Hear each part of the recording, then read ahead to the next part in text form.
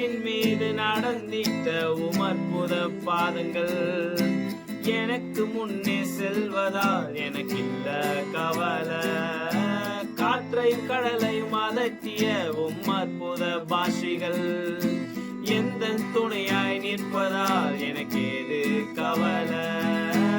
ஆராதனை இயேசுவுக்கே, ஆராதனை இயேசுவுக்கே,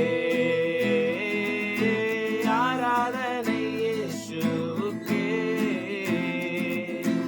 ஆராதனை இயேசுவுக்கே.